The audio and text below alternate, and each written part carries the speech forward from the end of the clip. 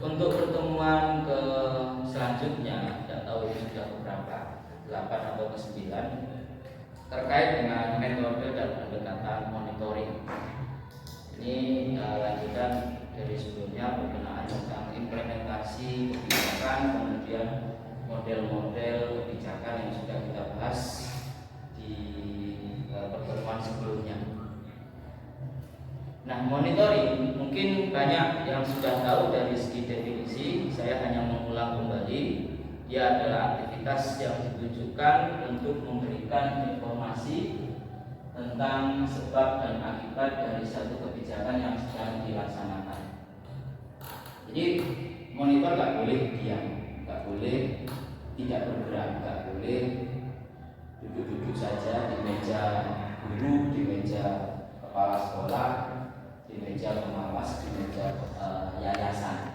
Dia harus bergerak untuk melihat bagaimana pelaksanaan dan proses kegiatan pembelajaran di sekolah itu, kegiatan pengajaran yang dilakukan oleh guru di sekolah itu, kegiatan peningkatan kualitas siswa melalui ekskul maupun yang lain di sekolahan itu, kegiatan aktivitas perputaran ekonomi yang ada di dalam sekolah itu, kegiatan pelaksanaan pengamanan ketertiban di sekolah itu yang dilakukan oleh security atau mungkin bagian ketertiban yang lain. Jadi semua lini, semua bidang di dalam skup sekolahan itu harus diawasi, harus dicek dan juga dipantau. Dan itu tidak bisa kita lakukan kalau hanya duduk di meja kerja, kita hanya bisa duduk melalui sapaan di WA, laporan di grup WA, tapi kita harus melihat secara langsung. Mengapa? Karena teman-teman sekalian, pikiran kita itu mempunyai satu pengambilan keputusan mengenai pengetahuan yang bersifat a priori. A priori itu apa? A priori itu merupakan dugaan sementara yang diambil oleh pikiran kita tanpa melihat fakta empiris yang nyata di lapangan, dan itu harus melalui pantauan, melihat langsung. Kalau tidak, maka kita akan terjebak dalam kesimpulan-kesimpulan yang bersifat a priori. Ini nanti jatuhnya dalam tuduhan dan juga justifikasi. Ketika sudah kita sampaikan hasil a priori itu kepada yang bersangkutan, misalkan di salah satu bidang yang saya sebutkan tadi, di persoalan pengamanan, bahwa security kurang baik mengerjakan kedisiplinan, guru BK dan juga kesiswaan kurang sigap dalam menjaga kedisiplinan. Kemudian ada simpulan di dalam akal pikiran kita, tidak kita imbangi dengan pengawasan langsung di lapangan dan pantauan langsung di lapangan, maka orang-orang yang ada di bidang ketertiban dan juga pengamanan itu akan mengalami satu kondisi psikologis yang terpojok, tertuju, dan itu akan berdampak pada siklus lingkungan, siklus kerja yang tidak menghasilkan satu iklim organisasi yang baik di sebuah lembaga pendidikan. Itu pasti akan menggoda, istilahnya menggoda pikiran kita, menggoda ketenangan kita dalam bekerja di sekolah itu yang berkaitan dengan manajemen.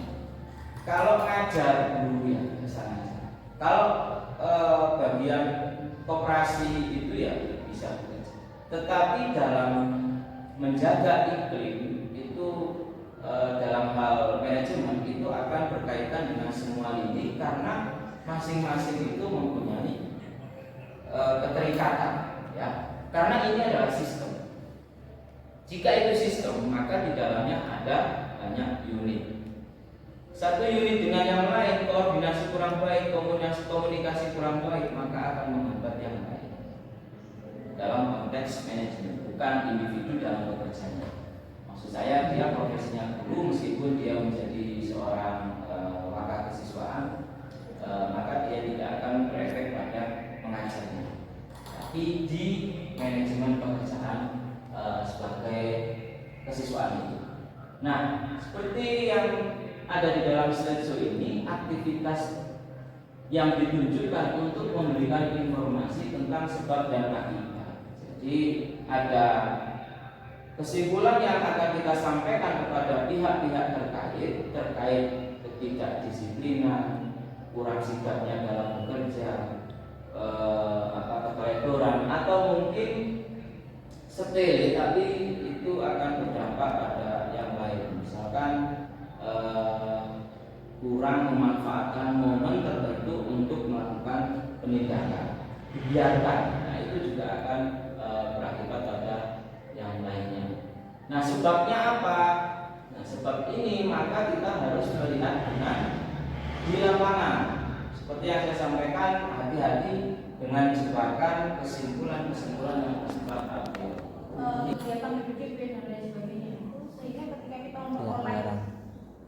kita memperoleh siswa itu sebenarnya kita bisa hitung sampai kewajiban dari kewajiban masinis, termasuk juga mungkin yang dari RPP-nya ya, mungkin lagi SD ini dikaji, SMP ini dikaji. Kalau dari SD Fatma bener-bener tuh dari dasarnya itu sampai dari pronunciasinya itu sampai atasnya.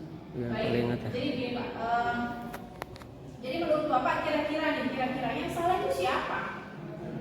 Salahnya pemerintah atau apa sih? Jadi kan ada diskusi ya. Iya. Ya mungkin salah semuanya. Salah semuanya. Iya, Yang salahnya saya. Nah, dari muridnya muridnya boleh bisa dari segi pemerintah, mungkin dari dinas pendidikannya, ataupun yang berkecimpung bagi pendidikan terutama bagi kurikulumnya, mungkin akan berbeda-beda. Sebab kalau diwajibkan mungkin ya bersamanya dengan ketika kita makan hari-hari gitu. Oke, jadi memang ini penting ya Pak ya, apalagi maksudnya ya pelajaran ya Pak ya, pelajaran bahasa Inggris itu kenapa penting? Karena kita bisa berkomunikasi dengan asing, itu salah satunya bahasa yang disepakati adalah bahasa Inggris gitu. Tapi terus sampai sedewasa ini tahu ya gitu. Kalau bagi saya yang penting adalah wis pokoknya ngomong aja gitu. Perkara vocab itu belakangan aja.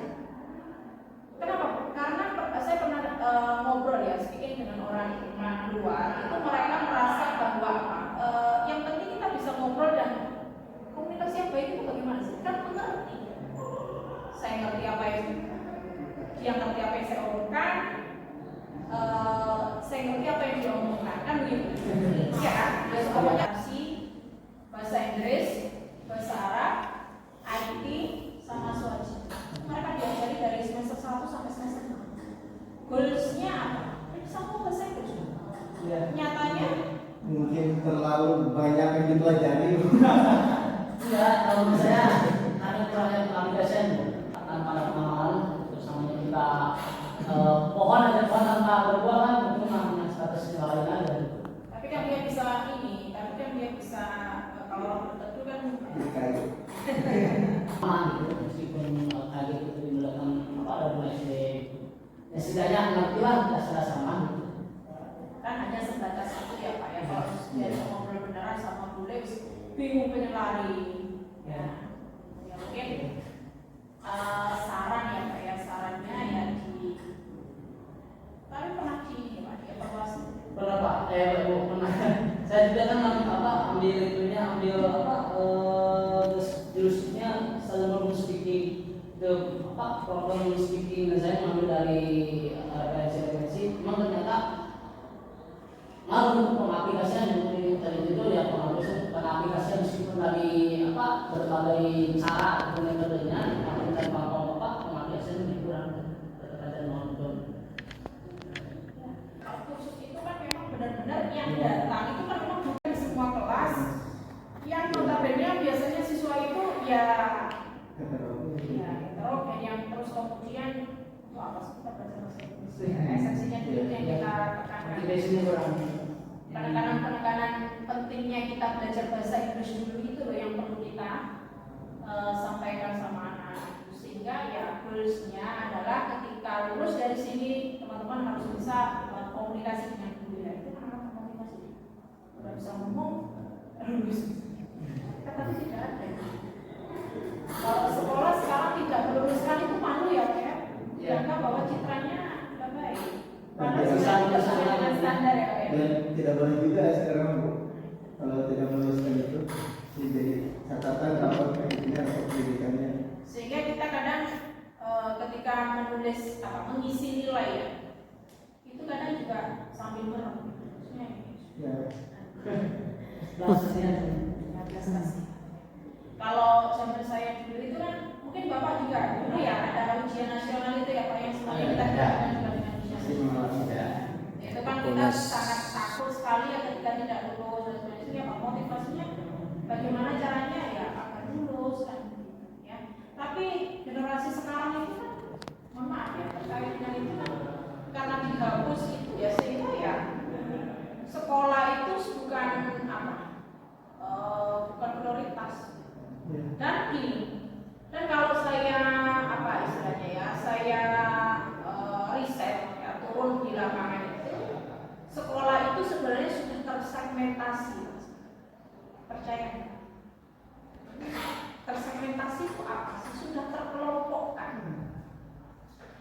Jadi kalau menurut saya ini dari data ya, tapi bukan menurut saya dari hasil data itu saya baca. Jadi sekolah itu semakin gratis. Maka waktunya semakin mahal. Betul. Betul ya. Ya. Bapak ini kan selaku ya. Jadi sudah tahu betul begitu loh. Ya sudah tahu betul sekolah semakin gratis kok semakin mutu turun ini bagaimana? Kan berbanding terbalik dengan teorinya. Harusnya ya semakin gratis kan kalau zaman saya dulu dikasih beasiswa kan motivasinya semakin tinggi, prestasi semakin tinggi. Sekarang terbalik. Jadi gini, jadi kalau dari hasil data yang saya dapatkan di lapangan itu zaman sekarang itu sekolah sudah tersegmentasi, artinya sekolah-sekolah yang gratis itu biasanya adalah mereka yang masuk adalah dari menengah ke bawah. Prestasi susah, motivasi rendah, dia yang ini, kesejahteraan guru rendah, kayak gitu itu permasalahannya.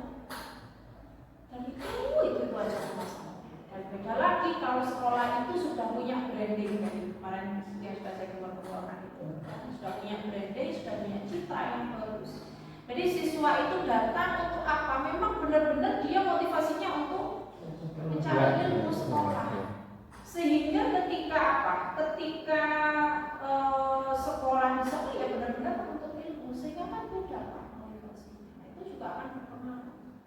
Nah itu biasanya sekolah yang sudah punya branding, punya citra itu pasti ya akan meningkatkan pembayaran juga pasti akan naik. Fasilitas terkait dengan pasti akan diimbangi dengan itu. Jadi mutunya kalau baik, kalau fasilitas baik juga ya pembayaran juga semakin naik. Jadi sekarang itu lembaga pendidikan itu sudah kita bisa tebak. Jadi misalkan ini swasta, maaf ya, ini swasta, terus kemudian di pinggir, ini sekolah swasta misalkan, tapi terus kemudian brandingnya bagus, pasti yang masuk di situ adalah yang menengah ke atas, sebuah prestasi, orang tuanya support kayak gitu itu sudah ikut semuanya. Tapi Betul. yang di pinggir-pinggir ini loh Pak, kasihan sekali Pak, yang kesejahteraan dulunya juga kurang sejahtera, siswanya juga motivasinya rendah, tidak berprestasi kayak gitu. Jadi kita tuh sebenarnya sudah bisa milih gitu ya. Kita mau masuk yang bagaimana? Tinggal pilih sebenarnya sekarang itu kita sekolah itu. Kalau zaman dulu kan ya tidak bisa. Rata ya sana. Iya. Kalau zaman dulu mah diratakan, mau tidak mau sekolah. Basis siapa kalau nggak tahu ya biasanya Bu, kalau di Majalengka kan ya kita melihat kalau memang seperti kami juga swasta semua ini memang fenomenanya seperti itu. Tapi itu kan kalau yang berbiaya ya itu kan dilengkapi dengan fasilitas yang memudahkan outputnya kelihatan gitu berbeda ya jelas malah telah bisa dibilang jauh juga gitu yang hasilnya mereka sudah dari SD misalkan SD yang sudah speakingnya lancar, ada yang sudah bagaimana bisa menghasilkan produk dan sebagainya misalnya karena memang fasilitatornya lengkap fasilitas dari sekolahnya dan itu yang memang terjadi seperti itu gitu.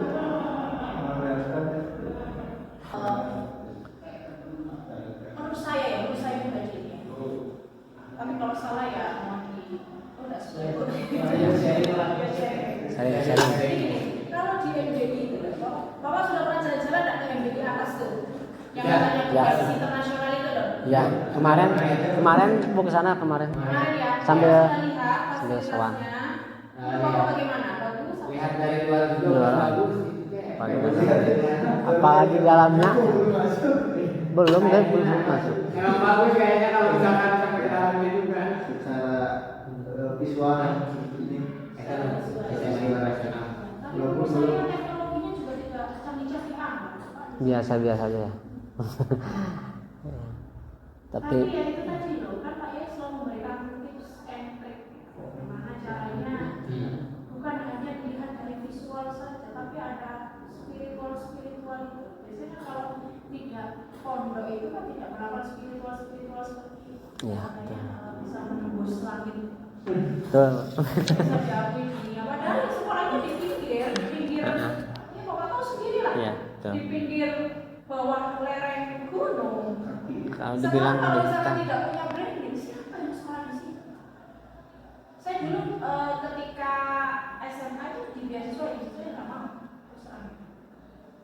Kenapa? Ya saya sih nggak pajak ya, saya tahu sendiri, saya tahu. Ya saya memilih untuk pergi ke kota. Waktu itu ya, tapi sekarang siapa yang tidak kenal sama ini? Dan industri alumni mana-mana industri ada mendunia. Menurut saya fasilitasnya ya biasa-biasa saja, mereka juga makan tempe, tahu, ontak. Berarti sama Bu ya, makanannya ontak. Oncom tahu, ontak. Tempe tahu. Padahal cuman itu itu lah ya. maksudnya ya. Jadi mungkin Bapak nanti jangan melihat hanya visual saja, tapi melihat maksudnya teknologinya seperti apa. Lihat. Kan sekalian mumpung di sini kan ya saya doakan sih nanti bisa bertemu terus gitu ya. Tapi maksudnya kan emang Bapak sudah datang ke sini terus kemudian tidak melihat lembaga pendidikan di sekitar sini gitu. Ya silakan dieksplor, silakan dikaji sehingga nanti mungkin ada yang diadopsi di masyarakat kita. Betul. Itulah ada ilmu nanti akan dibawa disyaringkan kepada lembaga masing-masing. Biasa di pengadaan barang alat praktek kan seperti itu. Sama mungkin seperti halnya kalau anak yang punya kemampuan kan biasanya kita ajukan untuk sertifikasi sesuai kemampuannya gitu atau apa. Siswa ya, kalau siswanya seperti itu. Kan kalau kita kan di jaringan itu ada uji kompetensi seperti itu. Nah itu juga untuk sertifikasi keahlian anaknya. Kalau TKJ seperti itu kali di peralatan sih Bu, karena dia namanya juga alat-alat ya. Mungkin ada masanya gitu atau Ya, maksudnya di sini tuh jaringan berupa apa? Komputer gitu. komputer Bu, seperti Connect internet. iya, Ya, internet. koneksi. Internet. Server sama klien gitu, koneksi internet. Wifi. Jadi mereka merancang wifi begitu. Ya, dilatih. Mereka belajar setting wifi, contohnya memasang dari nol bikin kabel sampai bisa Bikin jaringan. akses point di misalkan di tiap ruangan satu, terus mereka bisa men-setting konfigurasi untuk memancarkan wifi. Bikin topologi jaringan intinya Bu. Iya, oke. Jadi hanya rekayasa ya Pak ya? Enggak, langsung praktek. Langsung praktek. Oh berarti itu pakai LAN. Ya, Angkat. kabel. Mikrotik, ada hub switch, ya ada kabel, ada konektor seperti itu. Terus goalsnya jurusan itu apa Pak? Goalsnya kalau yang sesuai basic itu bertujuannya lebih ke jaringan, misalkan kayak jadi telkom kan, dan itu software komputernya untuk yang umumnya begitu. Jadi bagus sih seperti itu. Cara penggunaan komputer Ya, tadi dengan itu baik. ya, jika dengan bosnya memang lebih besar, ya banyak pengeluarannya juga. Termasuk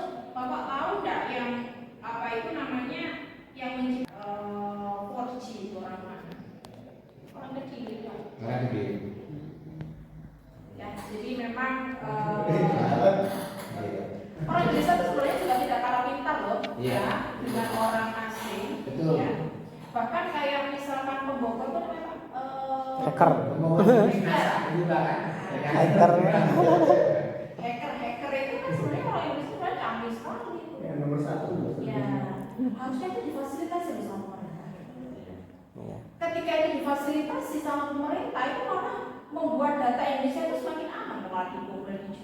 Iya. Ini kan berarti tidak ada terfasilitasinya mereka, sehingga mereka ingin mencari keuntungan, tak jualin lah datanya negara ke luar. Mereka butuh uang sebenarnya. Ada mereka itu dirangkul terus kemudian dibuatkan wadah sendiri begitu, yang oleh pemerintah itu ya juga bisa menjadi Iya. ya memang Ini rencananya Bu Pak Alan itu nanti ke depannya itu mau mendirikan itu kan sekarang itu baru ada satu jurusan ya, satu jurusan. Jadi nanti ke depannya katanya ada jurusan yang kedua jadi jurusan hacker. Ya anak-anak itu belajar hacker. dan Itu Pak Alan. biasanya kalau jurusan-jurusan seperti itu ada ini apa, ada targetnya ya. Iya, Bisa, betul. apa itu namanya, coding gitu ya, berarti termasuk Itu kalau tadi jurusannya RTL. informatika ya Pak. Ya, informatika itu kan ada dua, ada TKJ sama RTL. Oh gitu, jadi bapaknya di TKJ, kalau TKJ lebih ke jaringan, kalau RTL lebih Ke software ya? softwarenya. softwarenya. Jadi bapak yang main yang perangkat-perangkat Perangkat TKJ, ya. yang hardware-nya ya. Yang hardware-nya. Nanti yang coding itu tadi yang Tadinya masih kami ada. saya doakan semoga lancar ya. Amin. Ya karena itu sangat menjual sekali loh Pak. Iya betul. Sangat apa istilahnya ya, sangat digandrungi sekali itu jurusan-jurusan teknik informatika itu karena peluangnya pun juga besar. Makanya bapak kalau misalkan membuat jurusan itu jurusan yang memang lagi dibutuhkan Pasarannya, masyarakat. lagi pasaran. Sehingga ya banyak Pasarnya luas tuh. ya pasarnya luas ya, makanya jurusan yang paling banyak di Indonesia itu adalah manajemen. Kenapa? Banyak sekali yang membutuhkan. Tapi tidak tahu ya nanti outputnya seperti apa.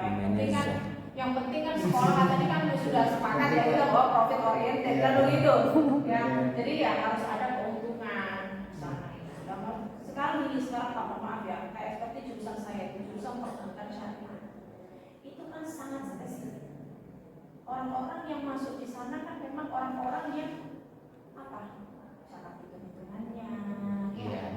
Terus kemudian juga peluangnya ya nanti ya kita akan menyiapkan tenaga ahli praktisi di bidang perbankan, kan cukup spesifik sekali. Berbeda kalau jurusan manajemen, berbeda kalau jurusan ekonomi kan luas sekali. Gitu loh Pak, saya paham ya. Perbankan juga kan luas itu sekarang. Ya. Setelah ada cryptocurrency kan jadi luas perbankan juga. Syariah. Saya seperti Saya kan masih sedikit Pak di Indonesia. Oh masih sedikit di Indonesia. Perbankan syariah di Indonesia masih sedikit. Iya kan? Langsung lah ya. Jadi memang gimana jurusan saya itu memang jurusan yang sangat spesifik.